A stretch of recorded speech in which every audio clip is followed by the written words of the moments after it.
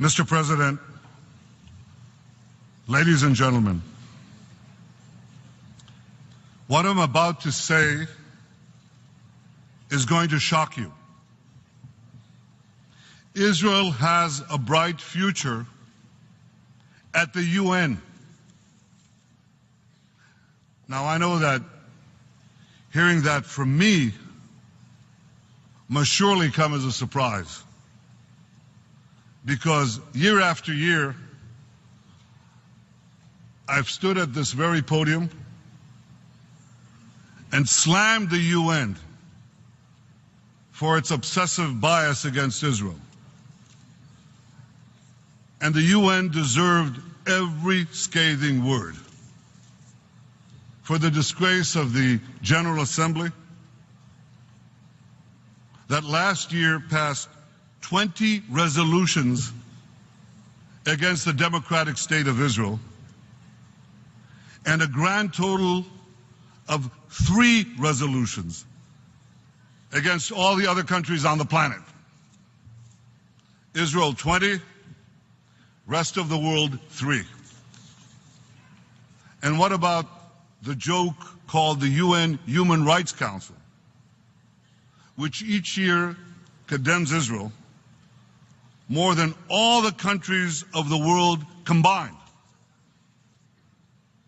as women are being systematically raped, murdered, sold into slavery across the world? Which is the only country that the UN's Commission on Women chose to condemn this year? Yep, you guessed it, Israel. Israel, where women fly fighter jets, lead major corporations, head universities, preside twice over the Supreme Court, and have served as Speaker of the Knesset and Prime Minister. And this circus continues at UNESCO. UNESCO, the UN body charged with preserving world heritage. Now, this is hard to believe, but UNESCO just denied the 4,000-year connection between the Jewish people and its holiest site, the Temple Mount. That's just as absurd as denying the connection between the Great Wall of China and China. Ladies and gentlemen, the UN, begun as a moral force, has become a moral farce. So when it comes to Israel at the UN, you'd probably think nothing will ever change, right? Well, think again. You see, everything will change, and a lot sooner than you think. The change will happen in this hall because back home, your governments are rapidly changing their attitudes towards Israel. And sooner or later, that's going to change the way you vote on Israel at the UN. More and more nations in Asia, in Africa, in Latin America, more and more nations see Israel as a potent partner. A partner in fighting the terrorism of today, a partner in developing the technology of tomorrow. Today, Israel has diplomatic relations with over 160 countries. That's nearly double the number that we had when I served here as Israel's ambassador some 30 years ago. And those ties are getting broader and deeper every day. World leaders increasingly appreciate that Israel is a powerful country with one of the best intelligence services on earth because of our unmatched experience and proven capabilities in fighting terrorism. Many of your governments seek our help in keeping your country safe, Many also seek to benefit from Israel's ingenuity in agriculture, in health, in water, in cyber, and in the fusion of big data, connectivity, and artificial intelligence. That fusion that is changing our world in every way. You might consider this. Israel leads the world in recycling wastewater. We recycle about 90% of our wastewater. Now, how remarkable is that? Well, given that the next country on the list only recycles about 20% of its wastewater, Israel is a global water power. So if you have a thirsty world, and we do, there's no better ally than Israel.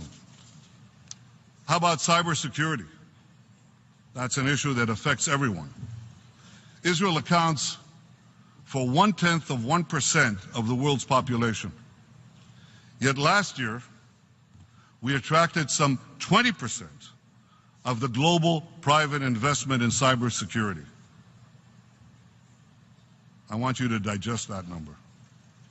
In cyber, Israel is punching a whopping 200 times above its weight. So Israel is also a global cyber power.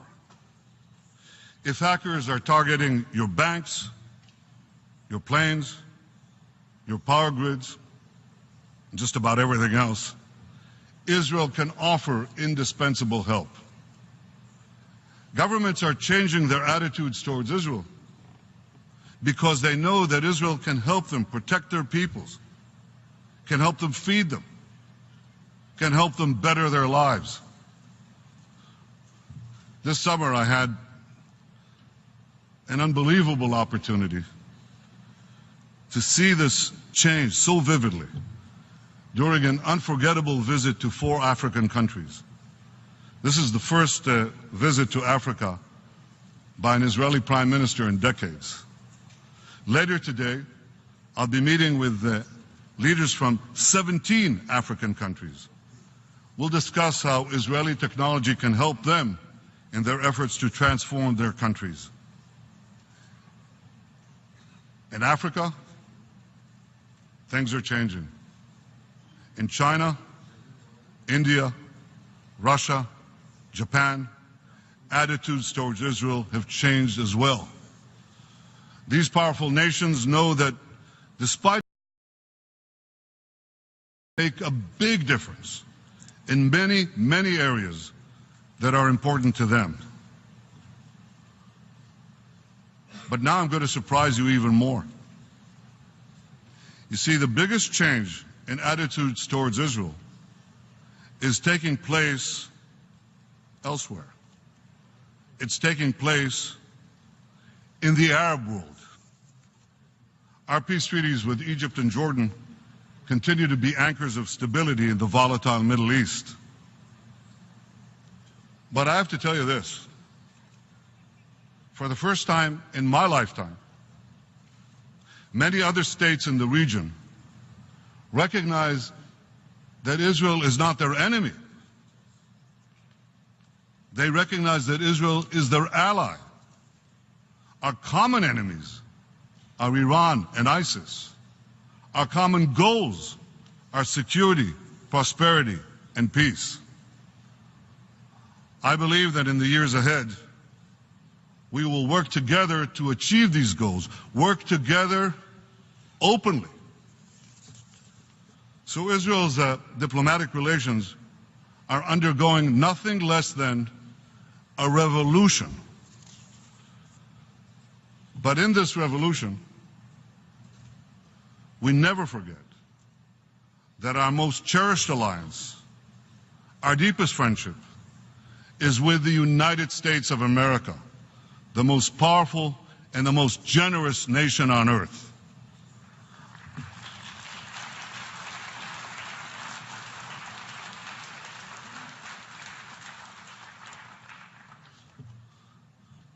Our unbreakable bond with the United States of America transcends parties and politics. It reflects, above all else, the overwhelming support for Israel among the American people support which is at record highs and for which we are deeply grateful. The United Nations denounces Israel. The United States supports Israel. And a central pillar of that defense has been America's consistent support for Israel at the UN. I appreciate President Obama's commitment to that long-standing U.S. policy. In fact, the only time that the United States cast a UN Security Council veto during the Obama presidency was against an anti-Israel resolution in 2011. As President Obama rightly declared at this podium, peace will not come from statements and resolutions at the United Nations. I believe the day is not far off when Israel will be able to rely on many, many countries to stand with us at the UN. Slowly but surely, the days when UN ambassadors reflexively condemn Israel, those days are coming to an end. Ladies and gentlemen, today's automatic majority against Israel at the UN reminds me of the story, the incredible story of Hiro Onoda. Hiro was a Japanese soldier who was sent to the Philippines in 1944. He lived in the jungle. He scavenged for food. He evaded capture. Eventually he surrendered. But that didn't happen until 1974, some 30 years after World War II ended. For decades, Hiro refused to believe the war was over. As Hiro was hiding in the jungle, Japanese tourists were swimming in pools in American luxury hotels in nearby Manila. Finally, mercifully, Hiro's former commanding officer was sent to persuade him to come out of hiding. Only then did Hiro lay down his arms. Ladies and gentlemen, distinguished delegates from so many lands, I have one message for you today. Lay down your arms.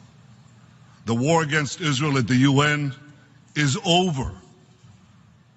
Perhaps some of you don't know it yet, but I'm confident that one day, in the not too distant future, you will also get the message from your president or from your prime minister informing you that the war against Israel at the United Nations has ended. Yes, I know. There might be a storm before the calm. I know there's talk about ganging up on Israel at the UN later this year. Given its history of hostility towards the UN, or towards Israel rather,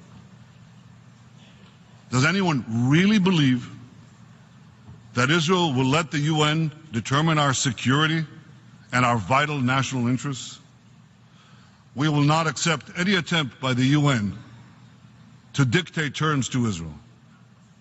The road to peace runs through Jerusalem and Ramallah, not through New York.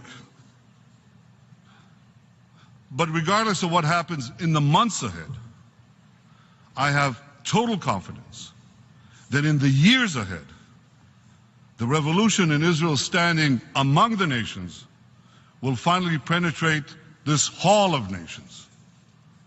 I have so much confidence, in fact, that I predict that a decade from now, an Israeli prime minister will stand right here where I'm standing and actually applaud the UN. But I want to ask you, why do we have to wait a decade? Why keep vilifying Israel? Perhaps because some of you don't appreciate that the obsessive bias against Israel is not just a problem for my country, it's a problem for your countries too. Because if the UN spends so much time condemning the only liberal democracy in the Middle East, it has far less time to address war, disease, poverty, climate change, and all the other serious problems that plague the planet? Are the 500,000 slaughtered Syrians helped by your condemnation of Israel? The same Israel that has treated thousands of injured Syrians in our hospitals, including a field hospital that I built right along the Golan Heights border with Syria. Are the gays hanging from cranes in Iran helped by your denigration of Israel? That same Israel where gays march proudly in our streets and serve in our parliament, including, I'm proud to say, in my own Likud party? Are the starving children in North Korea's brutal tyranny, are they helped by your demonization of Israel? Israel, whose agricultural know-how is feeding the hungry throughout the developing world? The sooner the UN's obsession with Israel ends, the better. The better for Israel, the better for your countries, the better for the UN itself. Ladies and gentlemen, if UN habits die hard, Palestinian habits die even harder. President Abbas just attacked from this podium the Balfour Declaration. He's preparing a lawsuit against Britain for that declaration from 1917. That's almost 100 years ago. Talk about being stuck in the past. The Palestinians may just as well sue Iran for the Cyrus Declaration, which enabled the Jews to rebuild our temple in Jerusalem 2,500 years ago. Come to think of it, why not a Palestinian class action suit against Abraham for buying that plot of land in Hebron, where the fathers and mothers of the Jewish people were buried 4,000 years ago? President, you're not laughing. It's as absurd as that. To sue the British government for the Balfour Declaration? Is he kidding? And this is taken seriously here? President Abbas attacked the Balfour Declaration because it recognized the right of the Jewish people to a national home in the land of Israel.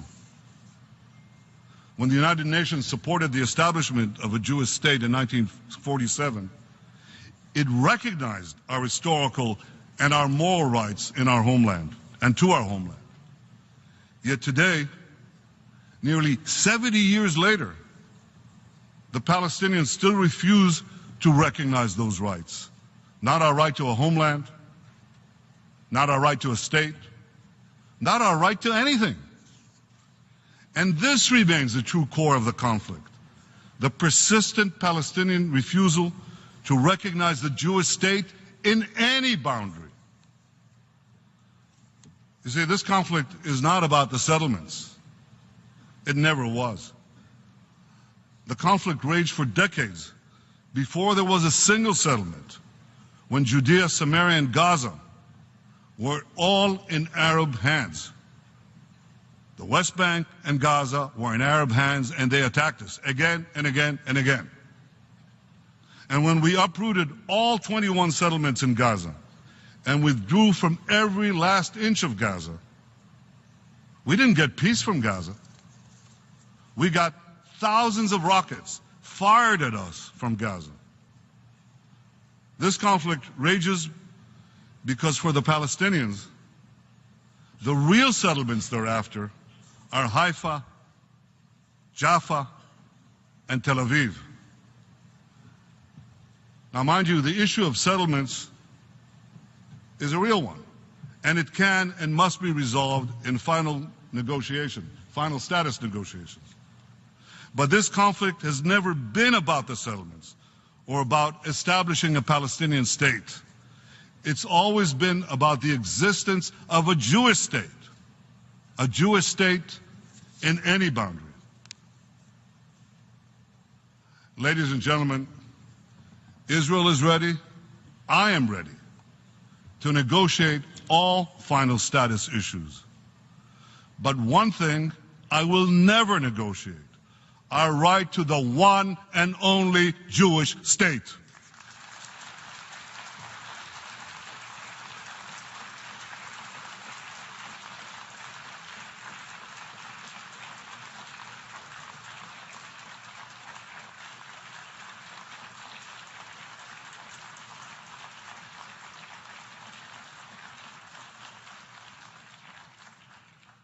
Wow, sustained applause for the Prime Minister of Israel and the General Assembly.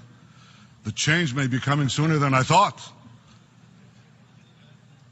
Had the Palestinians said yes to a Jewish state in 1947, there would have been no war, no refugees rather, and no conflict. And when the Palestinians finally say yes to a Jewish state, we will be able to end this conflict once and for all. Now here's the tragedy. Because, you see, the Palestinians are not only trapped in the past, their leaders are poisoning the future. I want you to imagine a day in the life of a 13-year-old Palestinian boy. I'll call him Ali. Ali wakes up before school. He goes to practice with a soccer team named after Dalal Mughrabi, a Palestinian terrorist responsible for the murder of a busload of 37 Israelis. At school, Ali attends an event sponsored by the Palestinian Ministry of Education honoring Baha Alyan, who last year murdered 3 Israeli civilians. On his walk home, Ali looks up at a towering statue erected just a few weeks ago by the Palestinian Authority to honor Abu Sukar, who detonated a bomb in the center of Jerusalem, killing 15 Israelis. When Ali gets home, he turns on the TV and sees an interview with a senior Palestinian official, Jibril Rajoub, who says that if he had a nuclear bomb, he detonated over Israel that very day. Ali then turns on the radio and he hears President Abbas's advisor, Sultan Abu el-Ainin, urging Palestinians, here's a quote, to slit the throats of Israelis wherever you find them. Ali checks his Facebook and he sees a recent post by President Abbas's Fatah party calling the massacre of 11 Israeli athletes at the Munich Olympics a, quote, heroic act. On YouTube, Ali watches a clip of President Abbas himself saying, "We welcome every drop of blood spilled in Jerusalem." Direct quote. Over dinner, Ali asked his mother, what would happen if he killed a Jew and went to an Israeli prison? Here's what she tells him. She tells him he'd be paid thousands of dollars each month by the Palestinian Authority. In fact, she tells him, the more Jews he would kill, the more money he'd get.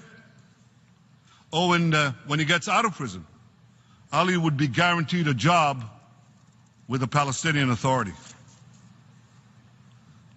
Ladies and gentlemen, all this is real. It happens every day, all the time. Sadly, Ali represents hundreds of thousands of Palestinian children who are indoctrinated with hate every moment, every hour. This is child abuse.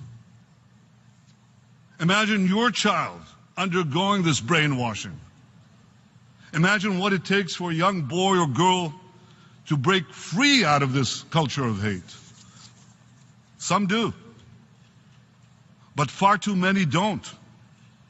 How can you expect how can any of us expect young Palestinians to support peace when their leaders poison their minds against peace? We in Israel don't do this. We educate our children for peace. In fact, we recently launched a pilot program, my government did, to make the study of Arabic mandatory for Jewish children so that we can better understand each other, so that we can live together side by side in peace. Of course, like all societies, Israel has fringe elements. But it's our response to those fringe elements. It's our response to those fringe elements that makes all the difference. Take the tragic case of Ahmed Dawabshe. I'll never forget visiting Ahmed in the hospital, just hours after he was attacked. A little boy, really a baby. He was badly burned. Ahmed was the victim of a horrible terrorist act perpetrated by Jews. He lay bandaged and unconscious as Israeli doctors worked round the clock to save him. No words could bring comfort to this boy or to his family. Still, as I stood by his bedside, I told his uncle, "This is not our people. This is not our way." I then ordered extraordinary measures to bring Ahmed's assailants to justice.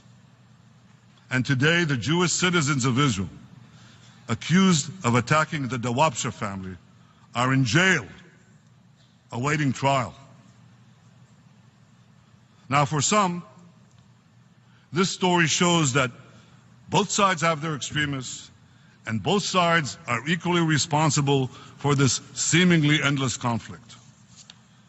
But what Ahmed's story actually proves is the very opposite. It illustrates the profound difference between our two societies.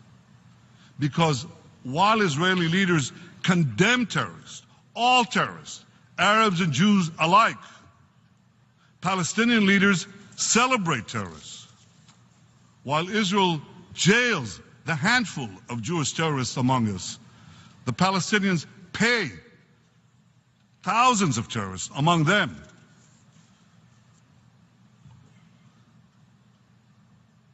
So I call on President Abbas.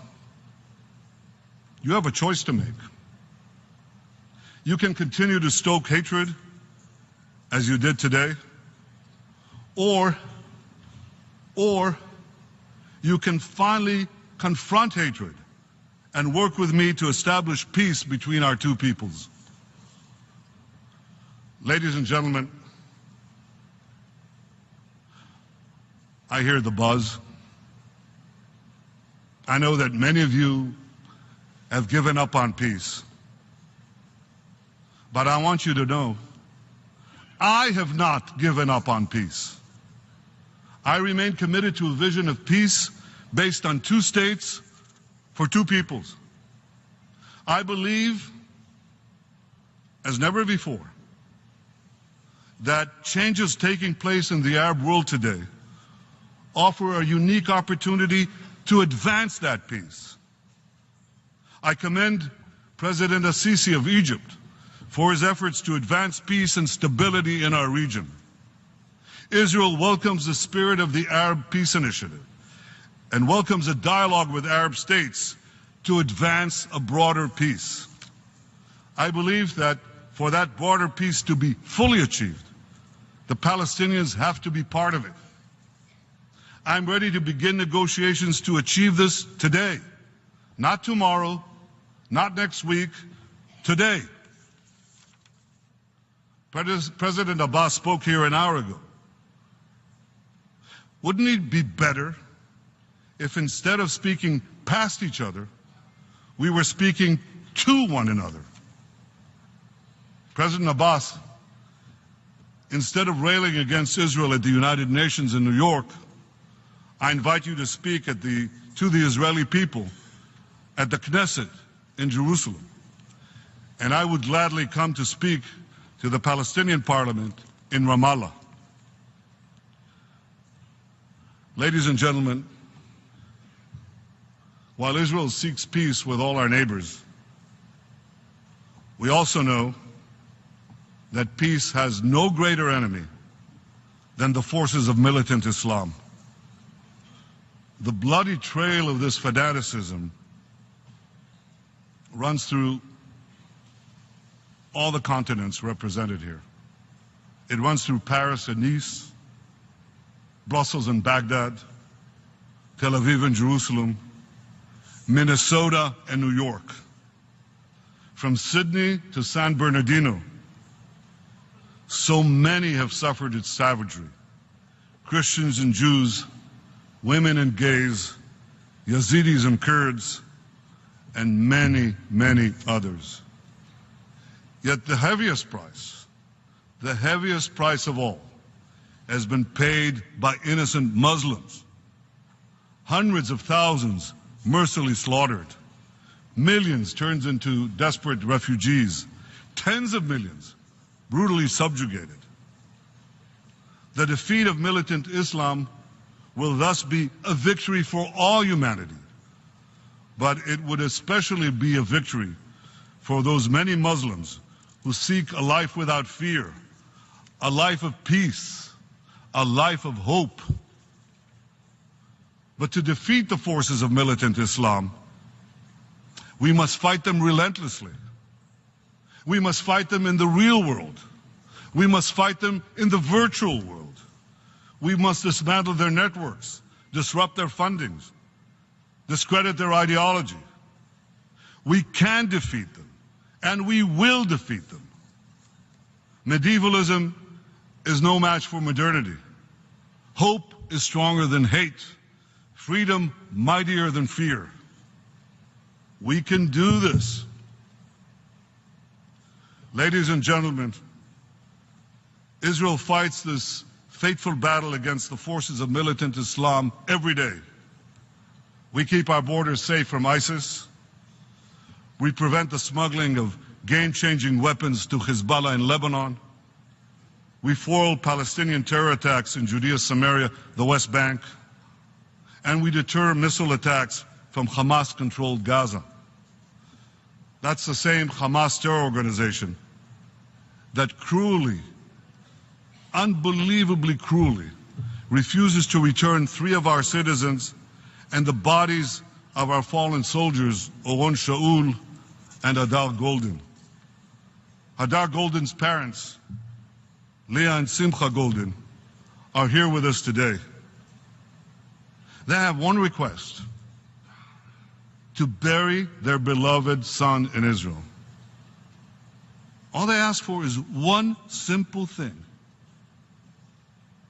to be able to visit the grave of their fallen son Hadar in Israel. Hamas refuses. They couldn't care less. I implore you to stand with them, with us, with all that's decent in our world, against the inhumanity of Hamas, all that is indecent and barbaric. Hamas breaks every humanitarian rule in the book. Throw the book at them. Ladies and gentlemen,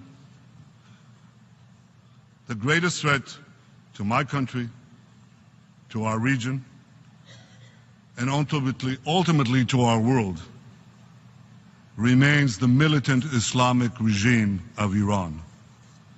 Iran openly seeks Israel's annihilation. It threatens countries across the Middle East. It sponsors terror worldwide. This year, Iran has fired ballistic missiles in defiance, direct defiance of Security Council resolutions. It has expanded its aggression in Iraq, in Syria, in Yemen. Iran, the world's foremost sponsor of terrorism, continued to build its global terror network. That terror network now spans 5 continents. So my point to you is this: the threat Iran poses to all of us is not behind us, it's before us. In the coming years, there must be a sustained and united effort to push back against Iran's aggression and Iran's terror. With the nuclear constraints on Iran 1 year closer to being removed, let me be clear. Israel will not allow the terrorist regime in Iran to develop nuclear weapons. Not now, not in a decade, not ever.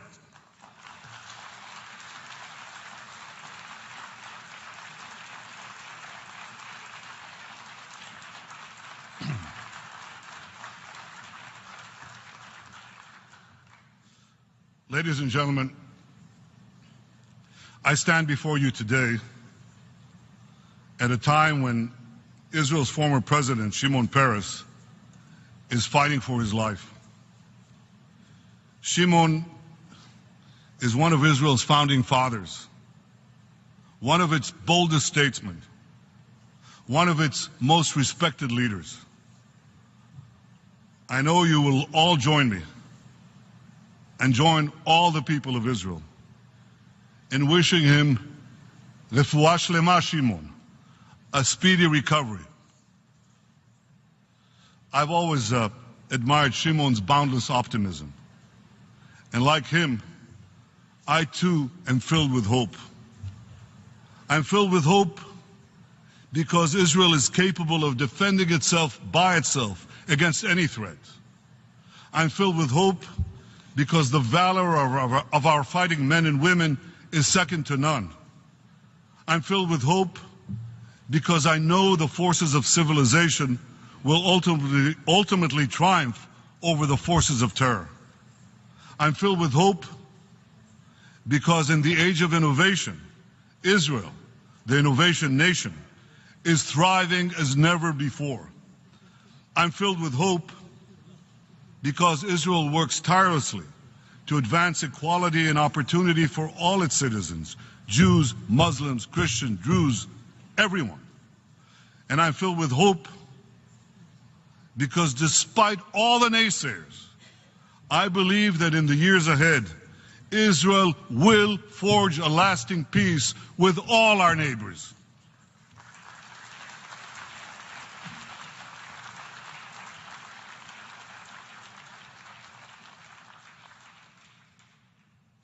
Ladies and gentlemen, I'm hopeful about what Israel can accomplish because I've seen what Israel has accomplished. In 1948, the year of Israel's independence, our population was 800,000. Our main export was oranges. People said then we were too small, too weak, too isolated, too demographically outnumbered to survive, let alone thrive. The skeptics were wrong about Israel then. The skeptics are wrong about Israel now.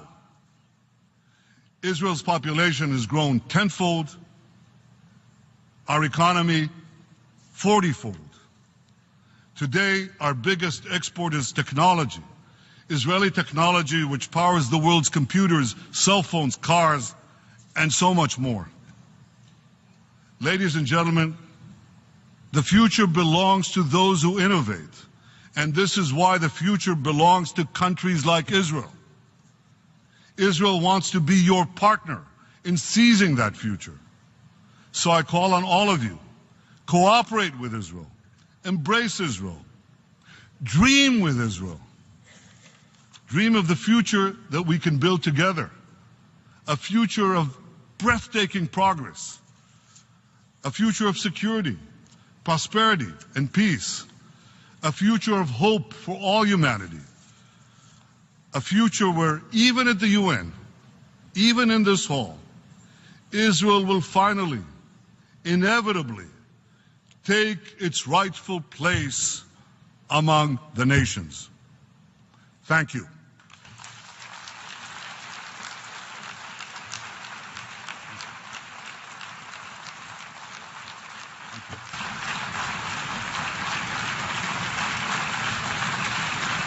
Thank you very much.